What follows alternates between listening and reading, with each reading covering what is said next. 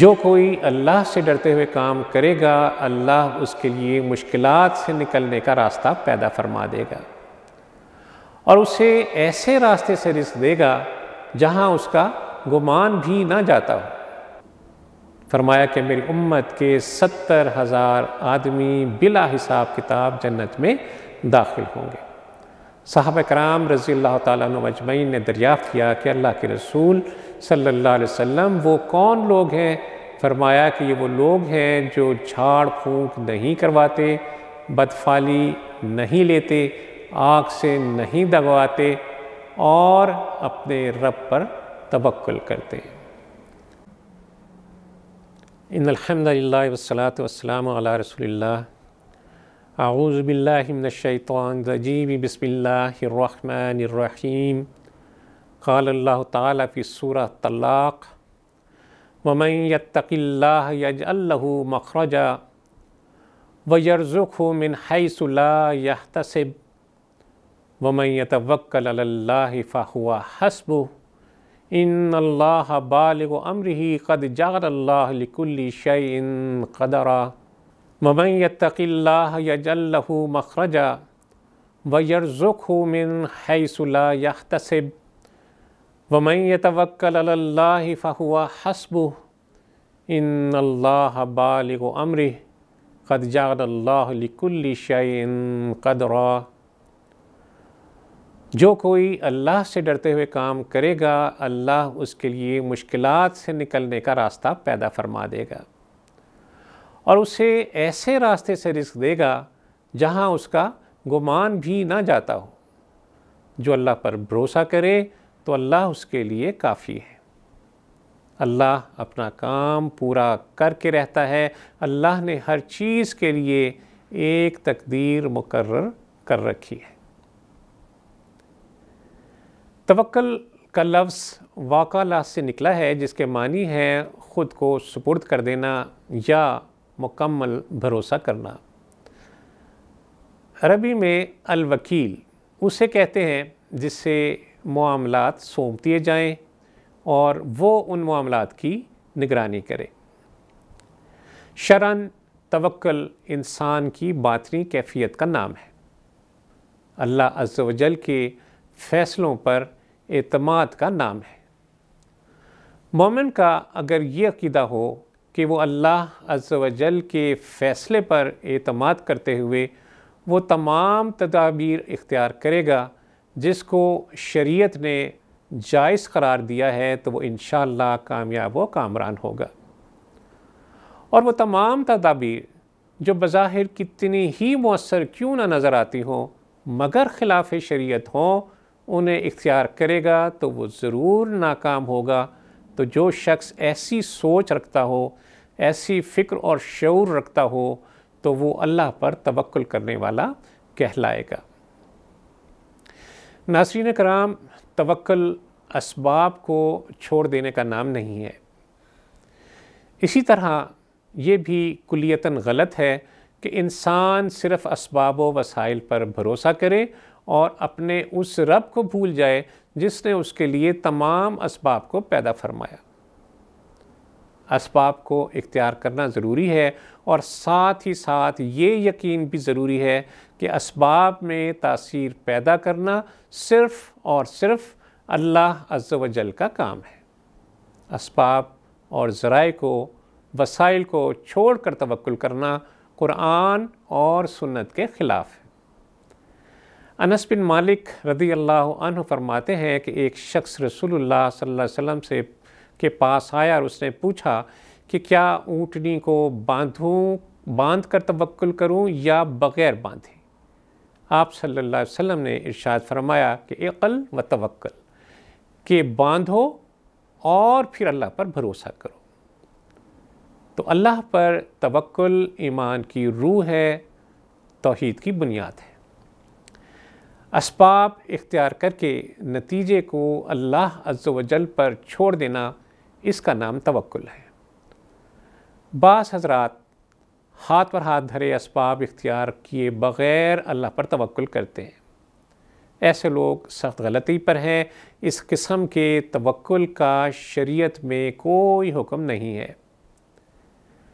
رسول اللہ صلی اللہ علیہ وسلم نے مختلف انداز میں مختلف ڈھنگ سے اللہ عز و جل پر توکل کرنے کی، اللہ پر بھروسہ کرنے کی ترغیب دلائی۔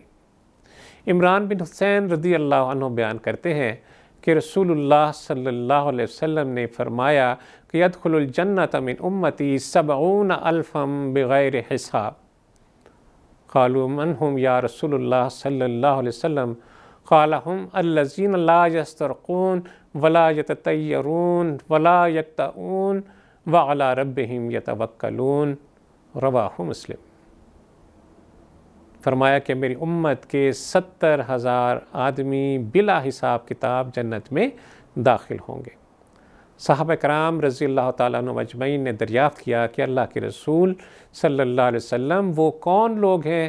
فرمایا کہ یہ وہ لوگ ہیں جو جھاڑ پھونک نہیں کرواتے، بدفعلی نہیں لیتے، آگ سے نہیں دگواتے اور اپنے رب پر توکل کرتے ہیں۔ امیر المومنین عمر فاروق رضی اللہ عنہ بیان کرتے ہیں کہ میں نے رسول اللہ صلی اللہ علیہ وسلم سے سنا، آپ صلی اللہ علیہ وسلم نے فرمایا لو انکم کنتم توکلون علی اللہ حق توکلہ لرزقتم کما یرزق الطیر تغد خماسا وتروح بطانا، کہ اگر تم اللہ عز و جل پر ایسا توکل کرو جیسا کہ توکل کرنے کا حق ہے، تو تمہیں بھی اسی طرح رزق ملے گا جیسے ایک پرندے کو رزق ملتا ہے کہ صبح خالی پیٹ وہ نکلتا ہے اور جب شام کو واپس پلٹتا ہے تو اس کا پیٹ بھرا ہوتا ہے۔ اس حدیث کی وضاحت میں علامہ مناوی علیہ رحمہ کا قول ہے کہ کسب و محنت سے روزی حاصل نہیں ہوتی، بلکہ اللہ تعالیٰ کے رزق عطا کرنے سے ہی روزی ملتی ہے۔ اس سے اس امر کی طرف اشارہ ہے کہ توکل بیکاری اور محنت چوری کا نام نہیں ہے، بلکہ اس میں سبب کو اختیار کرنا بہت ضروری ہے، کیونکہ پرندوں کو طلب اور محنت کرنے سے روزی دی جاتی ہے۔ اسی بنا پر امام احمد علیہ رحمہ فرماتے ہیں کہ حدیث اس بات پر دلیل نہیں ہے کہ کسب اور جد و جہد کو ترک کر دیا جائے، بلکہ یہ اس امر پر دلیل ہے کہ رزق کی طلب اور اس کے لیے جد و جہد کی جاتی رہے۔ اللہ پر توکل کا ایک ثمرہ دیکھنا ہو تو ہاجرہ علیہ السلام کا واقعہ قلب کے اطمینان کے لیے اور ایمان کی تازگی کے لیے ایک بہت عمدہ مثال ہے۔ صحیح بخاری کی روایت کے مطابق جب ابراہیم خلیل اللہ کے حکم پر ہاجرہ علیہ السلام اور اپنے شیرخوار بچے کو مکہ میں بسانے آئے تو نہ کسی انسان کا نام و نشان تھا، نہ کچھ خورد و نوش کا ہی کوئی بندوبست تھا، ایک تھیلی کھجوریں اور ایک مشکیزہ پانی، بس یہ کل کائنات تھی جو وہ ان کے پاس چھوڑ کر چلے۔ ہاجرہ علیہ السلام نے بار بار پوچھا کہ آپ ہمیں ایسی وادی میں چھوڑ کر کہاں چلے جہاں نہ آدم ہے اور نہ آدمزاد، نہ کوئی زندگی کے آثار۔ کوئی جواب نہ پایا تو پھر بولی کہ کیا اس کا حکم آپ کو اللہ عز و جل نے دیا ہے؟ ابراہیم علیہ السلام نے فرمایا کہ ہاں۔ یہ سن کر ہاجرہ علیہ السلام اطمینان و سکون کی اس جنت میں داخل ہو گئیں جس کا باغ ان کے اندر لہلہا اٹھا۔ پکار اٹھی اذن لا یضیعنا، تو پھر تو وہ ہمیں ضائع نہیں کرے گا۔ پھر پورے اطمینان سے بولی رضیت باللہ، کہ میں اللہ پر راضی ہوں۔ یہ ہے وہ بیش قیمت صفت کہ جہاں دنیاوی اسباب نہ ہوں، خطرات ہی خطرات درپیش ہوں، رب کی اطاعت اور فرما برداری ہی حکمت کا راستہ ہے، دانائی کا سبب ہے۔ امت مسلمہ کی کشتی آج جس بھنور میں پھنسی ہے اسی طور گرداب سے باہر آ سکتی ہے کہ ہم میں توکل علی اللہ کی صفت پیدا ہو جائے، ہم بھی اپنا سب کچھ اپنے رب کی راہ میں لگا دیں اور اس کی راہ میں سعی و جہد کے آخری درجے تک پہنچ جائیں۔ اللہ عز و جل سے دعا ہے کہ وہ ہمیں اپنی ذات پر ایسا ہی توکل کرنے کی توفیق عطا فرمائے۔ اللہ عز و جل ہم سب کو حالت اسلام پہ زندہ رکھے، حالت ایمان پر اس دنیا سے لے جائے۔ وصلی اللہ تعالیٰ علی خیر خلقہ محمد وعلی آلہ وصحبہ وسلم۔ اللہم صلی علی سیدنا محمد